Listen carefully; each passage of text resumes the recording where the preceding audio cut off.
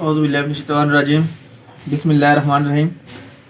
थोड़े से वक्फे के बाद अब दोबारा ये जी कुछ सामान जो है ये कल मेरे पास पहुंचा है। ये जैसे मेरे पास टी शर्टें आई हैं डिफरेंट कलर में, ये सारी, और डिफरेंट साइज़ में भी है मेरे पास, मीडियम, लार्ज, एक्सल, और ये डिफरेंट इनका स्टफ़ भी मेरे पास मौजूद है। ठीक है, तो ये इंतहाई मुनासिब कीमत में, जैसा कि पहले मैंने बताया था आपको। ठीक है जी, तो ये इंशाअल्लाह ये आपको 600 रुपये की मिलेगी। जो मेरे पुराने कस्टमर हैं उनके लिए मज़ीद रियायत होगी। उसके अलावा ये स्वेटर शर्ट, ये मैंने खुद भी एक पहनी हुई है। कपड़ों के ऊपर आप इस्तेमाल करेंगे, शर्ट के ऊपर, पैंट के ऊपर इस्तेमाल करें, बेहतरीन चीज़ है और इसकी कीमत बड़ी मुनासिब है।